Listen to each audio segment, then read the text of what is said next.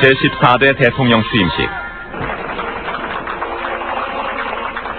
박정희의 군사 쿠데타 이후 최규하 대통령을 제외하면 30년 만에 맞는 첫 민간인 행이었다. 바로 문민시대의 시작이었다. 오늘 우리는 그렇게도 바라던 문민 민주주의의 시대를 열하여 이 자리에 모였습니다. 오늘을 맞이하기 위해 30년의 세월을 기다려야 했습니다. 군사정권 30년 동안, 그리고 김영삼이 대권에 도전한 이후 20년 동안 김영삼 대통령 만들기에 열과 성을 다한 것은 상도동과 민주계였다. 이제 그들에게도 정권 창출의 공을 인정받을 기회가 눈앞에 다가왔다.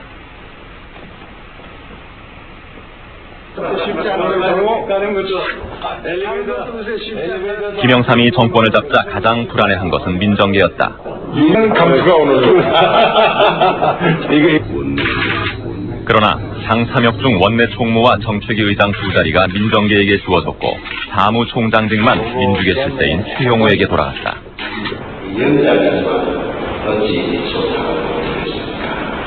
합심해서 김종필 대표도 재신임을 받았다. 그는 김영삼 대통령의 개혁 노선에 절대 협력할 것을 다짐했다. 민주계 핵심 인사 중에서 초대 내각에 들어간 것은 노동부 장관에 임명된 이인재와 정무장관 김동용 이 둘뿐이었다. 김영삼 정부 초대 내각의 구성을 보면 학계에서 5명, 법조계에서 2명, 여성이 3명 입각했고 군 출신이 2, 공직사가 5, 그리고 정치인이 5명으로 그중 3명은 민정계였다. 아주 이제 뭐 걸고 한번 하십시다. 네. 헌신의 힘을 다했습니다. 그 역사적이고 멋있는 거는 뭐 시겠어요? 김영삼은 자신감과 의욕에 차 있었다. 그러나 정권 창출 과정에서 견마지로를 다한 민주계로서는 불만스러운 인사였다. YS의 직계는 사실 그때 조금 소외된 듯한 기분이 들었죠. 김덕룡이가 정무장관 했나? 최용호 사무총장 했죠.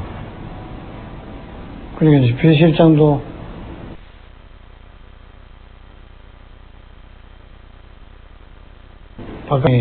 박관용이는 직계가 아니거든요. 그래 인수를 그래 하시래. 그게 고수파들이 좀 이래 입이 많이 나왔죠. 기사는 잘 모르죠. 김영삼은 언론을 잘 알고 언론 플레이에 능했다. 그는 끊임없이 언론을 통해서 개혁에 대한 지지 여론을 확인하고 싶어 했다. 기자들 상당히 놀라지 않아요? 놀랄거리는 또 있었다. 아주 경쟁하는 음식이지 않는데 경쟁하는 음식 아닙니다. 김영삼은 칼국수로 부패한 군사 세력과는 차별되는 문민정부의 청렴성을 보여주려 했다. 자신의 재산을 공개한 것을 시작으로 공직자들에게 재산 공개를 요구했다. 사정바람이 매섭게 불면서 하나둘 적이 생겨났다. 오랜 친구였던 김대순이 토사구팽이라는 유행어를 남기며 떠났고 국회의장 박준규도 그에게 등을 돌렸다. 그러나 김영삼은 아랑곳하지 않고 사정과 개혁에 박차를 가했다. 김대중 없는 무주공산에서 더 이상 그를 대적할 사람은 없었다. 김영삼이 개혁의 기치를 드높이고 있는 동안 정계 은퇴 후 영국으로 떠난 김대중은 통일 문제를 연구하며 평온한 나날을 보내고 있었다. 지금 한 2-3달 있다가 갔을 거예요. 가서 말씀드렸어요. 다시 하셔야 됩니다. 헐벌 뛰시더라고요. 자네들 그 소리 할 것 같은 뭘 여기까지 왔느냐고. 화를 막 내시더라고요. 제 마음속에는 두고 보십시오. 아마 이 총재님을 그대로 가만히 계시게 놔두진 않을 겁니다. 이런 생각을 했었고. 당시 중은 정치의 뜻을 버린 듯 했지만 여전히 동교동 가신이라는 끈을 통해서 국내 정치계와 긴밀히 연결돼 있었다.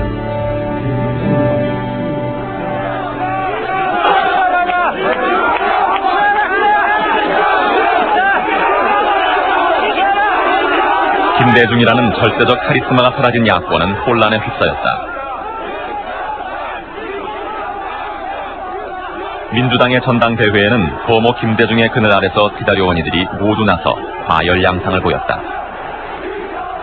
평민계 비주류 김상현과 정대철은 당권을 쥐기 위해 힘을 합쳤다.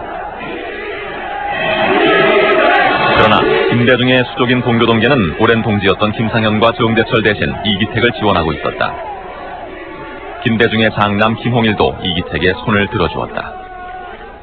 김대중 대통령과 그의 측근이 돕지 않았다면 이기택 총재 탄생을 볼 수 없었을 것입니다. 아마 김상현 씨가 쉽게 이겼을 것으로 저는.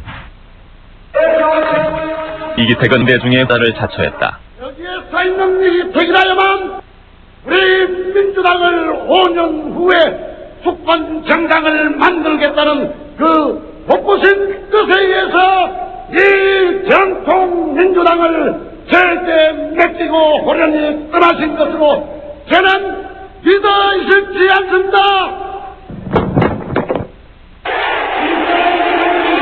결국 이날의 전당대회는 난투극으로 막을 내렸다.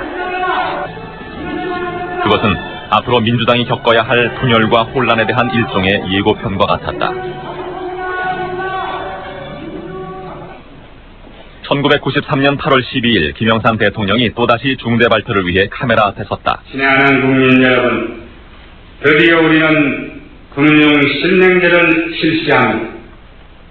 이 시간 이후 모든 금융거래는 실명으로만 이루어집니다. 금융실명제가 준비되고 있다는 사실을 알고 있는 사람은 극소수였다. 보안을 철저히 유지하라는 김영삼의 지시에 따라 실무팀은 과천 청사 부근의 아파트 한 채에서 철통 같은 보안 속에 준비 작업을 해야 했다. 시민들은 놀라움과 함께 대체적으로 환영의 뜻을 나타냈다. 부정부패를 척결을 아주 담대히 하는 김 대통령에 대한 감사의 말씀을 드립니다. 필요하다고 생각하고 아마 많은 사람들이 그렇게 생각할 거예요. 대통령이 여러 차례 말씀했던 것이 현실로 나타나니까 조금 놀랐지만은 마땅히 와야 될 것이 왔다. 그런 말씀밖에 드릴 게 없네요. 생각해보세요. 여기서 자꾸 왈가왈부해야 할 수 있는 문제인가? 김영삼의 발표가 있기까지 당은 철저히 소외됐다. 그동안 군민개혁에 협력해온 김종필 대표도 불쾌감을 표시했다. 왜? 모르지. 금융실명제. 아니, 집권 여당의 대표도 30분 전에 금융실명제 시행한다는 걸 통보받는 이런 정권이 어디 있습니까? 아무리 그게 민주정치라는 것은 정책 결정 과정에 투명성이 있어야 됩니다. 당신 자신이 오랫동안 정치를 해봤기 때문에 기존 정치인들에 대한 불신감이 컸던 것 같습니다. 내가 이런저런 목소리들, 특히 정치인들의 자기 이해관계에 입각한 그런 목소리들에 자꾸 끌려다녀서는 안 되겠다. 이번에는 군이 문민개혁의 대상이 됐다. 김영삼은 군내 사조직인 하나회를 해체시켜 560 군사정권과의 단절을 천명했다.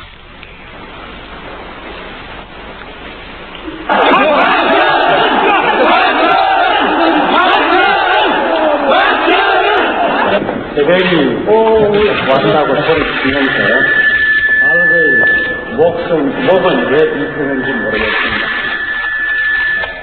그러나 60 황태자로 불렸던 박철원도 사정의 칼날에 의해 제거됐다. TK 세력의 불만이 높아져 갔다. 사람을 잡아넣는 이른바 사정적으로 너무 심하게 가버렸다. 그래서 개혁이 마치 사정인 것처럼 이렇게 인식됨으로써 결국 그 대통령에 대한 그 전국적인 지지 기반이 결국 사정으로 인해서 떨어져 나가버렸어요. 예를 들면은 대통령의 지지 기반이던 경남북도 이 사정 때문에 지가 동월의 지역 주민을 쭉 만나면서 다니니까 표를 물을 수만 있으면 작년에 김영삼 대통령한테 찍어준 표 내가 물었으면 좋겠다 하는 사람이 수백 명입니다, 여러분. 93년 8월 대구 보궐선거에서 여당은 무소속에게 패배한다. 이는 TK 지역 정서가 김영삼으로부터 돌아섰다는 뜻이었다.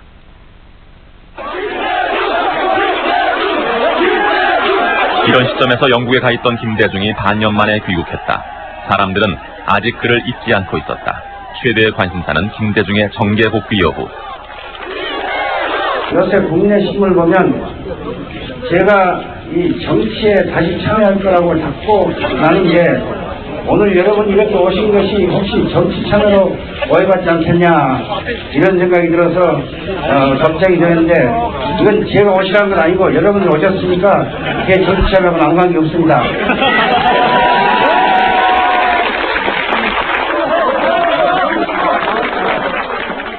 그냥 후견인으로서 야당을 키우고 어떤 그 실질적인 평화적 정권 교체를 이루는데 커다란 역할을 해주기를 바랐던 거죠. 근데 아이고 자리는 어디 하는 건가? 김대중의 귀국 이후 동교동계는 내외문제연구소를 개설해 호남 출신을 중심으로 평민계 새 결집에 나섰다. 아이고 김현 오래간만이요. 동교동계는 이때부터 이기택 체제를 비판하며 독자적인 목소리를 내기 시작했다. 김대중의 정계 복귀를 위한 사전 작업이었다. 김영삼 대통령으로부터 야당 파트너로서 인정을 제대로 못 받고 있었고 또 당내 그때 9개인가 그런 파벌이 있어가지고 당론 결정하는데도 항상 그 옥신각신하고 일사불란한 단결력이 없었어. 내외문제연구소가 당내당 역할을 하는 동안 김대중은 국내외 인사를 규합해 아태 평화재단을 개설, 통일정책 등에서 무시할 수 없는 목소리를 내기 시작했다. 사실상 정치활동이었다. 정치에 대해서 관심은 있지만 정치에 개입하지는 않습니다. 그런데 요새 간혹 보면 특히 막 여권에서 많이 자기가 그렇게 말하지만 곧 정치할 것이다 이렇게 해서 하는데 여권에서 많이 그의 의중은 무엇인가? 일반 국민들은 물론 정치인들도 혼란스러웠다. 이렇게 말해주길 바랍니다. 당은 헛개비가 되고 아태재단이 실질적인 그 중심이 되는 이런 그 모습이 빚어지면서 어느 정도 분당이 예고됐었죠. 그러나 저희들은 정계 은퇴라는 국민들에 대한 약속 이러한 것이 쉽게 깨질 수 있으리라고 보진 않았습니다. 정부 여당에게 개혁의 주도권을 빼앗겼던 야당이 다시 목소리를 높인 건 12.12 사태에 대한 검찰의 기소유예 결정이 나온 후였다. 여야 대립이 다시 첨예해졌다. 왜 실명제에 기소를 하지 않습니까?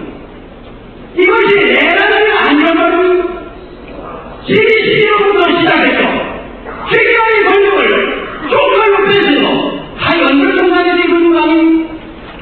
안녕하세요. 이기택은 국회 등원을 거부하고 장외 투쟁에 나섰다. 지도력을 의심받는 그로서는 선명 야당의 모습을 보일 수 있는 기회였다. 민주당 이기택 대표입니다. 김영삼 대통령은 즉시해야 합니다. 우리들의 요구가 무엇인지를 알아차려야 합니다, 여러분. 야당의 장외 투쟁이 한창일 무렵 김대중 아태재단 이사장은 한 주간신문과의 인터뷰에서 뜻밖의 주장을 폈다. 야당은 원내에서 투쟁해야 한다는 것이었다. 장외 투쟁을 결의했던 민주당의 당론은 김대중의 한마디로 흔들리기 시작했다. 동교동계가 국회 등원 쪽으로 180도 입장을 바꾼 것이었다. 국회 등원파와 장외 투쟁파의 갈등은 오랜 시간을 끌다가 겨우 봉합되는 듯했다. 요즘은 오늘 최고로 좋은 날이야. 대표님, 이 대표님, 12월 10일까지 그럼 계속 장애 투쟁하는 거. 대표님이 발표한다는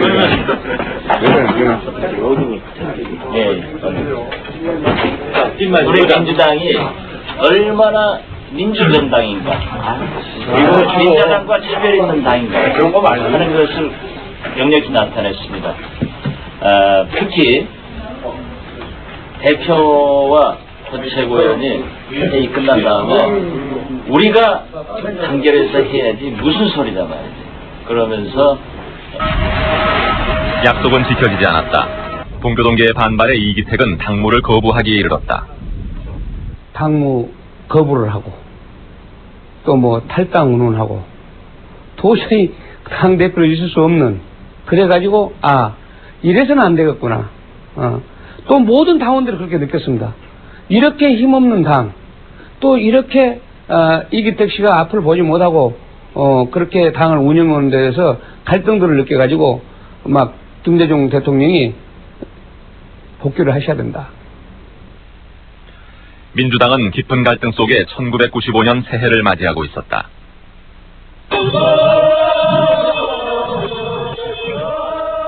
민주당이 내분을 겪는 동안 김영삼의 문민개혁도 난관에 봉착하고 있었다. 문민정부대로 한동안 볼 수 없었던 대규모 시위와 분규가 재현됐다. 쌀시장 개방, 노사분규에 대한 공권력 투입 등으로 민주화 세력이 군사정권과 다를 게 뭐냐는 원성이 시위 현장으로부터 들려왔다.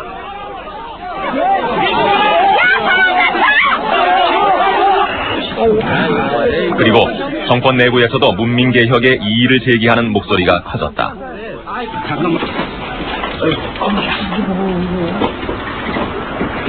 제가 자의로 사의를 표명해서 수리가 된 것입니다. 그렇게 알아주십시오. 앞으로 기회가 주어진다면 다시 공직에 들어오실? 다시는 공직과 이제 인연을 맺을 생각이 없습니다. 이제 오늘 공직을, 어제로서 이제 공직을 떠납니다. 소신 있는 판사, 대쪽 감사원장이었던 이회창 총리는 문민개혁을 대표하는 또 하나의 상징이었다. 그가 김영삼에 맞서다 사직함으로써 김영삼 정부의 인사 전횡과 독선이 국민들에게도 알려졌다. 여권 내부의 계파간 갈등도 심해지고 있었다. 너무 하는 거, 모른다고들 잘못된 일을. 온 언론의 관심은 청구동에 집중됐다. 공화계의 수장 김종필 대표에 대한 민주계의 견제가 점점 수위를 높여오고 있었던 것이 당시의 상황이었다. 3당 합당 후 소수파였던 김영삼과 민주계가 정권을 차지할 수 있었던 데는 김종필의 역할이 지대했지만 그의 축출은 진작에 예고된 일이었다. 내보낸다는 뭐다, 뭐 그런 답변을 양반이 하시는 게 아니라, 응? 아니, 그만하라고, 이제, 그만하라고. 응? 그만하라고 말이지. 다 나도 알고 있으니까 그만하라고. 그래서 내가 또 막 계속해서 또 막 했거든. 그러게 조금 좀 기분이 좀 나쁘시더라고. 탈당까지 가는 건 막아야 한다는 일부 의견에 따라서 김영삼은 총재 비서실장을 보내 김종필 달래기를 시도했으나 이미 상황은 돌이킬 수 없을 정도로 진전돼 있었다. 네. 날이 끝이고요. 당 대표로 하는 건 어제로서 끝났어. 누가 뭐라고 해서 이런 거 저런 거 하는 것은 내가 생각대로 해가지고 있습니다. 대표직을 그만두시는 거하고 당을 탈당한다는 거는 틀린 거죠, 우리가. 그거 또 붙이지 마라. 붙일 우려가 있으니까 왜 우려가 있어? 자기가 그렇게 쓰려고 해서 그러는 건데 그러지 마라. 난 그런 소리 일체 안 했어. 다만 어제부터 이제 내가 민자당 대표로서 행세하는 건 막을 내리겠다. 그러면 다 알아들어요. 일단 결심을 굳힌 김종필은 다음 행보를 위한 사전 작업에 들어갔다. 정객들이 와 있구먼. 그 사진을 왜 찍으려고 그래? 죄송합니다. 당내 최대게 보인 민정계를 얼마나 끌어안느냐가 중요했다.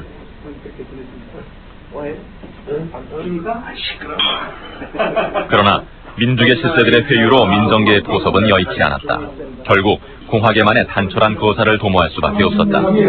집권 여당에서 그런 일들이 이런 식으로 하냐? 이걸 찍지 말라. 그러나 그 야전 사람 항상 없어. 아무래도 정치하는 사람이 많은 분들이 권력 지향적이라고 봐야죠. 그러니까 힘 있는 데에서 압력을 받았든지 회유를 받지 결국은 주저앉고 최소한대 의원이 탈당해서 창당을 하게 됐던 겁니다.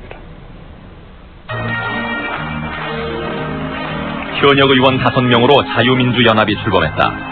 창당 대회장에는 문민개혁으로 제거된 박준규가 김종필과 나란히 자리했다.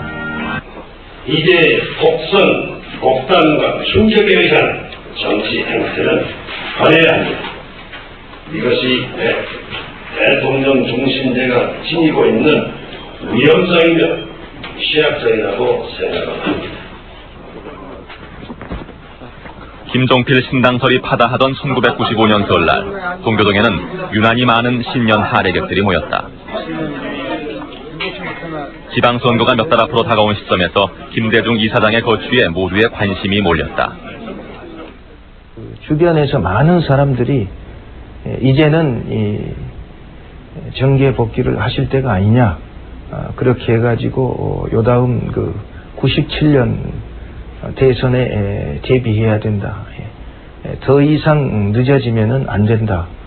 이런 얘기들을 많이 진언을 한 걸로 그렇게 듣고 있습니다. 그러나 지방선거에서 영향력을 행사하려던 김대중의 의도는 이기택의 견제에 들이쳤다. 우선 경기지사 후보가 문제였다. 나는 불건해요. 이정찬 후보랑 좋겠다. 저는 장기호 카드를 가지고 한번 이겨보겠다. 선출 과정을 무시하고 전혀 상관없는 어떤 특정인을 또 내세우라고 이 사람이 이제 압력을 가할 때 당원의 대표로서 어떻게 그렇게 할 수 있습니까? 그래서 난 끝까지 반대한 거지요. 경선 과정에서부터 돈봉투 사건으로 잡음을 일으킨 장경호 후보였지만 이종찬으로 교체하자는 김대중의 주장은 관철되지 못했다.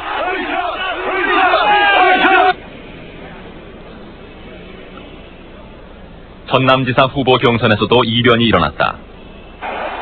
대의원들은 김대중이 지원했던 김성훈 대신 허경만을 후보로 선택했던 것이다.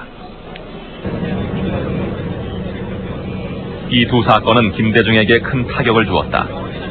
지방선거 유세로 전국이 뜨거웠던 6월 12일, 김대중은 돌연 고향인 전남 신안군 하이도를 찾았다.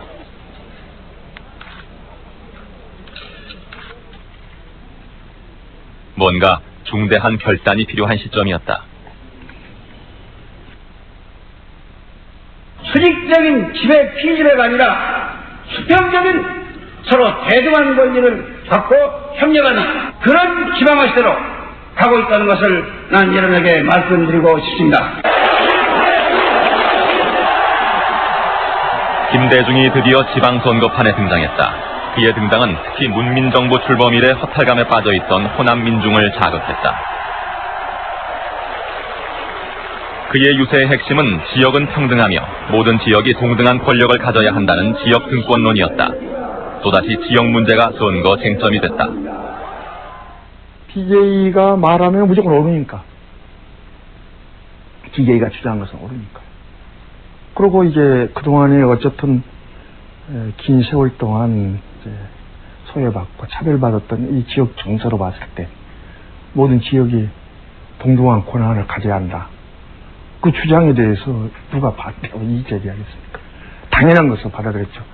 그러나 그 지역 등권론이 무엇을 노린 이제 주장인가에 대해서는 생각들을 안 했죠. 지역 등권론이 일으킨 지역 바람은 엉뚱한 곳에까지 불똥을 퍼뜨렸다. 부산시장 선거 초반, 민주당 노무현 후보는 민주당의 지역색을 극복하고 선두를 달렸다. 그러나 김대중 이사장이 선거전에 등장하면서 노무현 진영에는 비상이 걸렸다. 원조 분위기였던 사람이 오고 잘하도다.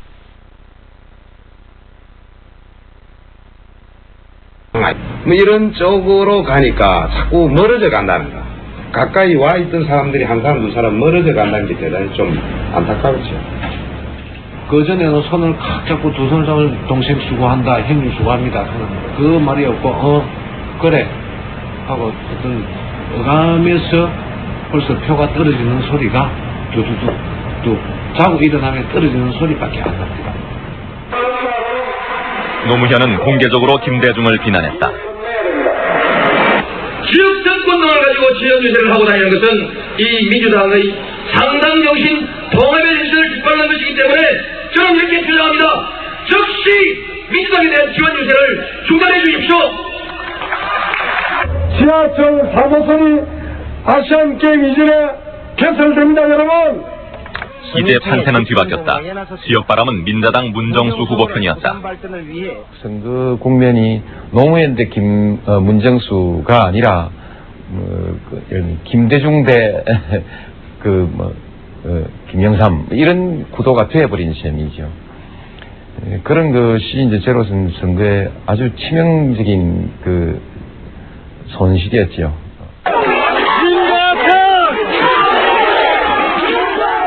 김대중의 지역 등권론이 불러온 지역바람은 김종필을 통해 충청 지역에까지 불어닥쳤다. 지역바람의 기폭제가 된 것은 소위 핫바지론. 김윤환 정무장관의 발언이 충청도는 핫바지라는 것으로 잘못 기사화되면서 분개한 충청도민을 결집시켰던 것이다. 후에 일개 해프닝으로 결론이 났지만 핫바지론은 충청지역 선거판의 최대 이슈였다. 괜찮아요? 아주 음성을 높여서 부탁은 드리고 아셨죠? 그러니까 대답이 뭔지 아세요? 두고 봐야 알아요.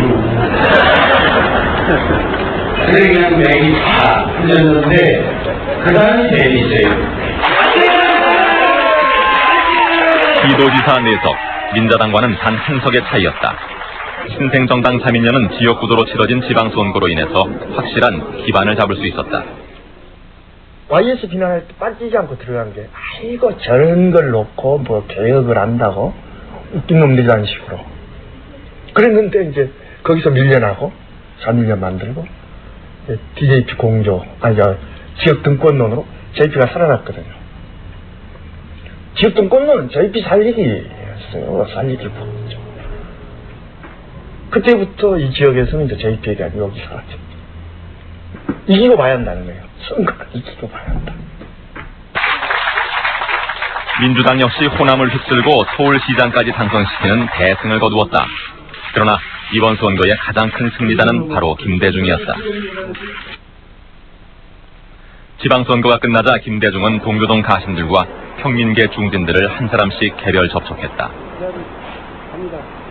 이제 정계 복귀가 초읽기에 들어갔음이 감지됐다. 먼저 동교동계가 포문을 열었다. 김대중 이사장에 대해서 비난이 나고 그런 일이 있었는 이러한 착해. 이렇게 해가지고는 야당이 절대로 지방선거에서 김대중을 비난했던 비주류에 대한 경고였다. 만큼의 책임은 안 지지만 이래가지고는 수권 정당도 될 수 없고 수권을 말할 자격도 없는 거예요. 한편 동교동계는 신당 창당을 준비하고 있었다. 김대중은 이기택이 있는 민주당으로 복귀할 생각이 없었던 것이다. 신당은 정계 복귀가 공론화되기 이전에 벌써 작업에 들어가 있었다. 정계 복귀는 좀 더 솔직하게 본인이 나서는 것이 옳죠. 신당을 만들든 민주당에서 총재로 나서든 국민들한테 보다 더 정직하고 솔직한 자세라고 저는 그렇게 생각합니다. 이제 당은 신당 합류파와 구당파로 나뉘었다. 구당파로는 김원기, 조세영 등의 평민계 일부와 김근태 같은 제야 입당파, 그리고 김정길, 노무현 등 구민주당 출신들이었다. 다시 이게 우리가 지역정당으로 축소되는 이러한 역진을 하는 것이 아니냐, 역행을 하는 것이 아니냐 하는 것이 그 당시에 내 생각이었습니다. 그래서 어떻든 그것을 그런 일이 일어나지 않도록 막아야겠다. 그러나 날이 갈수록 신당에 참여하는 의원들이 늘어났다. 그래서 개별적으로 동교동계는 김대중 정치 재개에 찬성하는 서명운동을 벌여 신당 참여를 독려했다. 회유와 압력이 작용할 수밖에 없었다. 지금은 여당의 간부가 돼 있는 어떤 분이 난 국회의원이 돼야 되겠다. 이런 식으로 나가면 떨어질 수밖에 없는데, 그 얘기는 서울의 상당 부분 한 30% 가까이 되는 호남표의 지지를 받지 않고는 야당이 당선될 수 없다는 걸 시인한 겁니다. 모든 비난은 이기택에게 쏟아졌다. 그는 정당한 대결을 요구했다.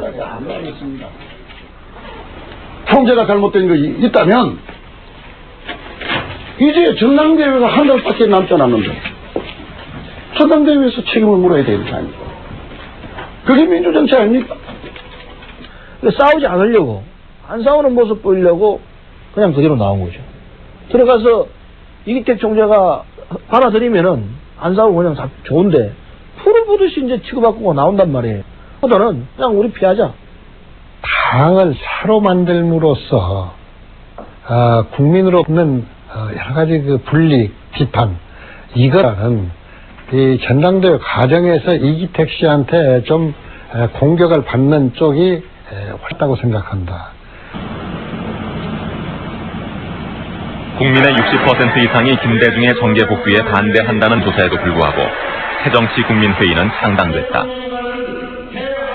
신당 창당에 강하게 반대했던 조세형, 김근태 등 후당파 핵심 멤버 일부의 얼굴도 창당대회장 한 구석에서 찾아볼 수 있었다.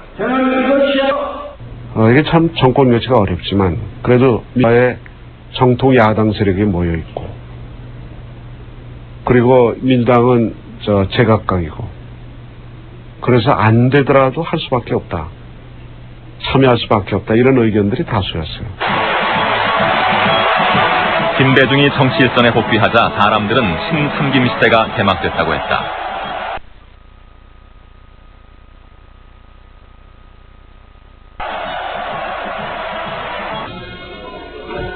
김영삼은 라이벌 중이 자신의 뒤를 이어 대권을 차지하는 걸 원치 않았다.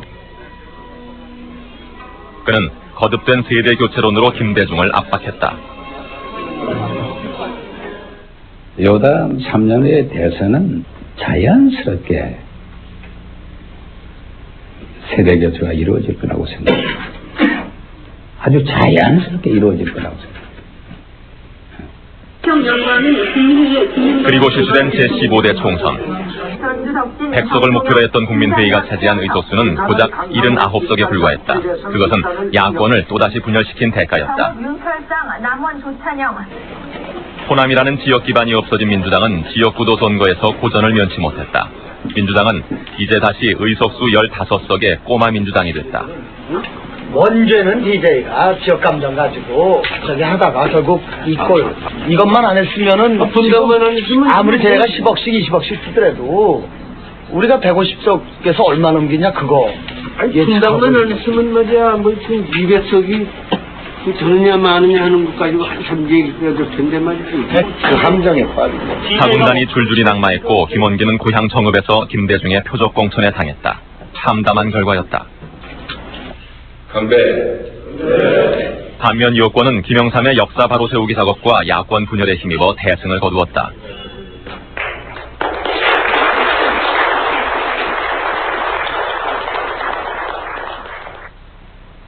그러나 총선 승리로 지나치게 자신감을 얻은 김영삼은 몇 달 뒤 악수를 두고 말았다. 26일 새벽에 정무수석한테 전화가 오기를 오늘 새벽에 지금 국회가 모여가지고 그것을 상정해서 통일이다 그러더라고요. 그래 그걸 듣는 순간에 저는 한다면 야당 의원들한테도 전부 그 소집 통지가 갔습니까? 법적으로 제일 문제가 되는 그거지 않습니까? 물론 야당 의원들은 알지 못했다. 노동관계법 개정안의 여당 단독 통과를 위해 신한국당 의원들만 이른 새벽 비밀리에 소집됐다. 의사일정 제4항부터 제10항까지 일괄해서 상정합니다. 군사 작전 하듯이 새벽에 무슨 코다듯이 하나의 오다에 의해서 불과 아주 극소수의 사람만 아는 가운데서 모든 국회의원이 거수기 역할밖에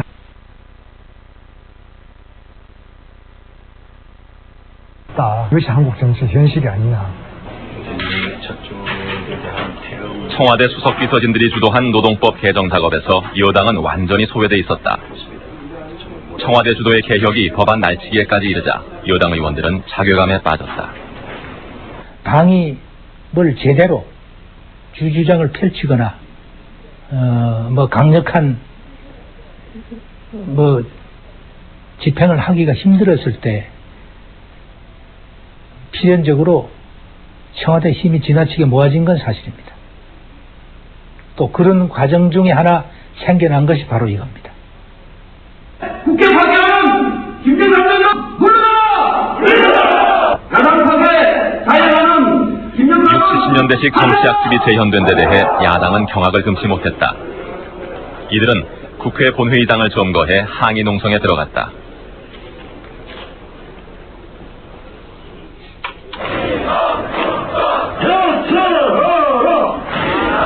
노동계는 즉각 총파업에 돌입했다. 국민들의 정서는 한마디로 배신감이었다. 누구보다도 바르고 깨끗하다는 문민 세력의 실체가 이런 반다. 노동법 날치기는 솔출적이고 일회적인 개혁 방식이 낳은 결과였다. 인주합성 세력으로 살아오다 보니까 어떤 공조직을 다루고 그 공조직을 통치해본 그런 경험이 부족해요. 그러다 보니까 이 모든 것이 정치적 판단에 의해서 이루어지는지 어떤 조직의 평가에 의해서 조직의 보좌에 의해서 어떤 조직적으로 정책이 결정되는 것이 상당히 부족합니다.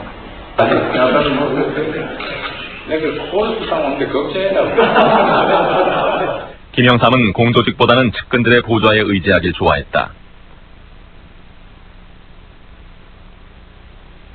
결과 그는 소칭 실세로서 무소불위의 권력을 휘두르게 됐고 각파와 이권에 개입하게 됐다. 그리고 필연적으로 부패할 수밖에 없었다. 벌을 받기로 서야국기에 97년 신년 벽두에 터져나온 한보 사태를 통해 문민정부의 실세들이 불법 대출과 뇌물수수에 깊이 연루돼 있음이 밝혀졌다. 그 중에는 김영삼의 차남 김현철도 포함돼 있었다. 정권 창출하고 난 뒤에는 현실을 만나볼 수도 없었다. 그래서 내가 그러고 너무 정치에 개입하니까 이건 정치에 좀 벗어나게 해야 된다. 이 얘기를 몇 차례 했습니다만 상당히 거기에 대해서는 아주 좋지 않게 생각해요. 그거 옛날에 노태우 시절에 우리 박철원이 그 월계수 재채하락한 거와 마찬가지지. 근데 5년간은 딱 그걸 이제 연락이 와가지고 이제 제가 아버지에 대한 사심 없는 조언으로 시작된 김현철의 정치 개입은 인사와 정책 결정에까지 확대됐고 그 결과 청와대는 김현철 인맥으로 채워졌다. 15대 총선 공천에도 김현철의 입김이 강하게 작용한 것으로 알려졌다. 하긴 해야 되겠지만 말이죠. 그런 이상한 식으로 얘기 도는 거 참 문제인 것 같아요. 네? 매사에 조심하고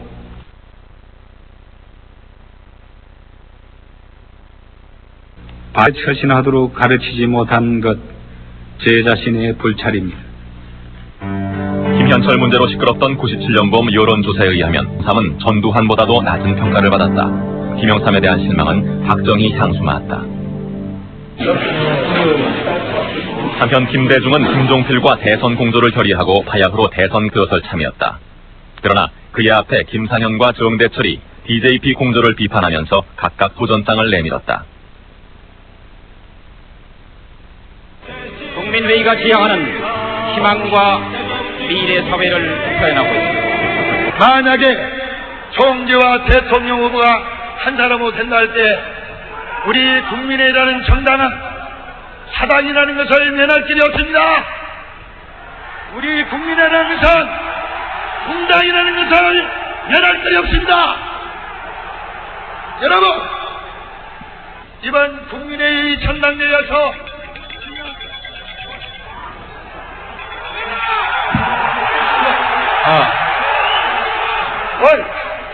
아직 껴라. 시간도 안 됐는데 이렇게 마이크를 꺼는 이런 불공정한 어떤 절대 안 됩니다. 자신의 권위에 대한 전면적인 도전에 김대중은 얼굴이 굳어지고 있었다. 최근에는 김종필 총재는 단독 출마를 여러 번 공언하고 있습니다. 각종의 여론조사에서도 70~80%는 어렵다고 합니다. DJP 대선 전략은 이루어질 수 없는 환상이며 저는 허구라고 여러분께 말씀드립니다. 동교동계는 이들의 주장이 여권의 선거 전략에 놀아나는 것이라는 논리를 펼쳤다. 심지어 김상현은 신한국당의 기쁨주라는 공격까지 받았다. 그렇다면 김대중 이외에는 대안이 있을 수 없었다.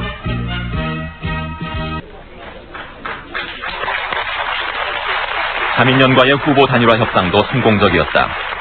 이로써 김대중은 김종필의 충청표를 자신의 호남표에 더할 수 있게 됐고 대신 김종필은 내각제 개헌을 약속받았다. 결과를 보장할 수는 없었지만 양쪽 모두 만족스러운 거래였다. 국민 앞에 서명하고 텔레비전 앞에서 선서하고 하는 걸 다 봤는데 그걸 안 지키겠느냐 그러는데 나는 그걸 지키라고 본 사람은 아닙니다만은 그 길밖에 없다고 그래서 나도 한 거예요. 대전, 충청, 남도, 충청북도 합하니까 그때 유권자 수가 290만. 그러면 60% 이상만 이쪽으로 오면은 김종필 따라서 오면은 승리하지 않느냐. 김대중으로 후보가 단일화된 야권과는 달리 여당에는 9명의 후보가 난립했다. 모든 후보들의 관심은 김심에 있었다. 처음에 제가 이래 옆에서 보기에는 이홍구 씨를 염두에 두고 계셨는데 그 이홍구 씨의 그 추진력 같은 데 대해서 다소 이렇게 회의적인 생각을 가지셨기 때문에 이회창 씨로 바꾼 게 아닌가 그렇게 보고 있습니다. 그 당에서 의원님 뭐 만나자고 했다는데 못 만났대요. 그러나 민주계는 이회창을 받아들일 수 없었다. 서석재와 서청원이 각각 회장과 간사장을 맡은 정치발전협의회는 민주계의 힘을 결집해 민주계의 손으로 정권을 재창출하겠다는 취지에서 만들어진 모임이었다. 여보세요. 접니다. 어딥니까? 어딥니까? 어딥니?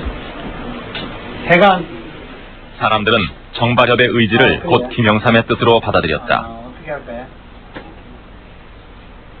정발협은 김심이 이수성에 있다고 판단했다. 이수성이 주장한 것은 영남 후보 필승론. 역대 대선의 향방은 영남이 갈라왔다는 데서 출발한 이 논리는 충분히 설득력이 있었다. 각종 이익을 다 취한 사람이 다시 이번에 또 이익을 취하기 위해서 특정인을 후보로 내세우고 밀고 영남 배제를 하고 그 저희가 영남 사람이 못난 사람이면 괜찮다고. 내가 나 자신 국민을 위해서 헌신하는데 남보다 부족하다고 조금 더 생각하죠. 자기가 TK의 원조다. 이런 식으로 오리병의 TK에 대한 부정적인 완전히 이런 태도로 나오니까 그러면은 그 오리병의 영남 정권을 만들어 지탱해왔는 우리로서는 그게 용납이 됩니까? 그렇게 이해하면서 내가 영남 정권 40년간 한 피의자. 지난 두 번의 대선에서 킹메이커 역할을 해왔던 김윤환이 다시 나섰다. 김윤환은 민주계의 정발협에 대항해서 민정계를 중심으로 나라회를 만들어 이회창 지지세를 형성했다. 이회창 합쳐서 그렇게 이회창 총재 중심으로 해서 RDJP가 돼가지고 끝난 뒤보다 기사가 그렇게 나왔거든요. 그러면 기사가 그렇게 나왔어. 그 당시 김심의 영향력은 전혀 없었다고 봐야 합니다. 왜냐하면은 우선 김심의 방향 자체가 미정했었어요. 미확인됐었어요. 사랑하는 아들을 교도소에 보낸 아버지가 어떻게 아무리 대인이라도 그 평정심을 회복할 수 있겠습니까?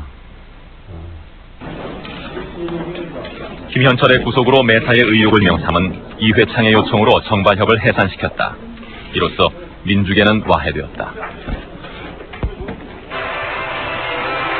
그렇게 해서 선출된 신한국당 대선 후보 이회창 후보 선출의 최대 공로단은 무력해진 김심이었다.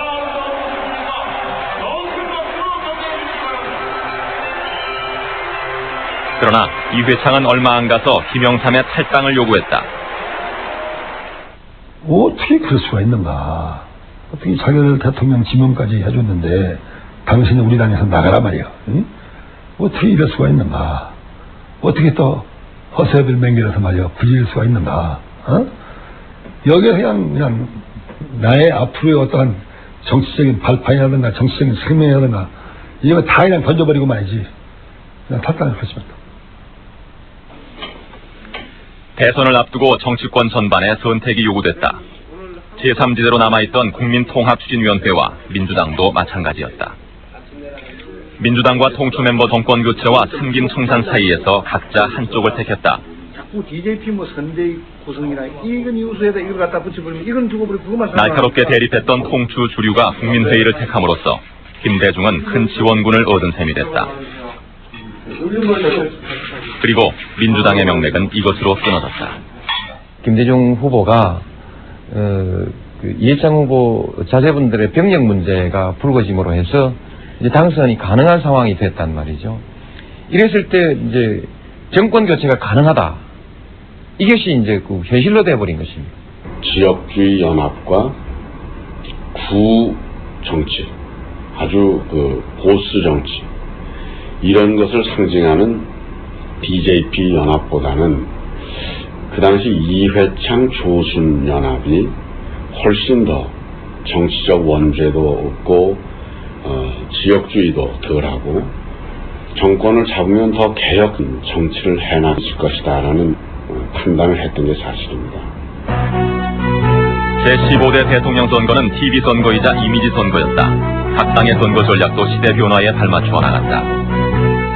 신한국당을 탈당한 이인재 후보, 청년 박정희의 이미지로 패기와 젊음을 내세웠다. 이런 그의 모습은 박정희 향수를 자극해 중장년층과 영남 지역에서 호감을 얻었다. 이건 이제 소마구입니다. 저 뒤에 우물은 이제 옛날 그대로. 물이 지금도 있나요? 지금 물이 없습니다. 지금 물이 안 나오죠. 이회창은 김영삼의 부정적 이미지와 단절하고 김대중이라는 강적에 대항하기 위해 삼김 청산론을 들고 나왔다.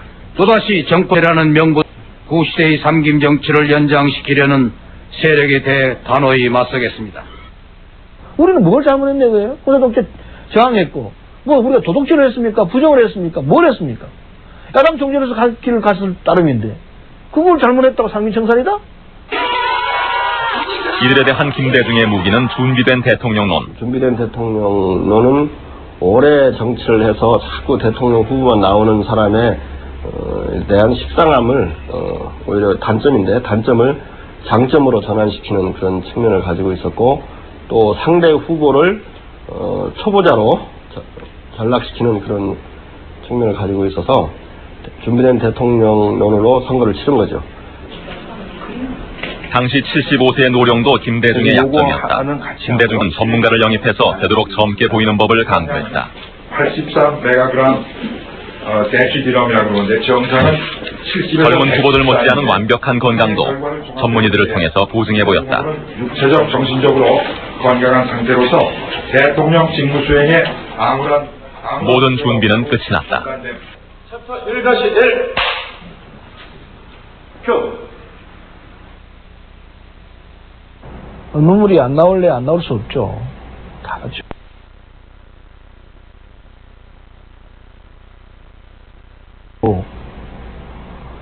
드디어 우리가 해냈구나. 제가 이 대통령을 모시고 4번 대통령 선거를 했습니다. 그러나 한 번도 우리가 진다는 생각을 해본 적이 없었어요.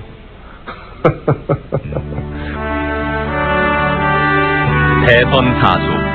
1971년 첫 도전 이래 실로 26년 만에 성공이었다.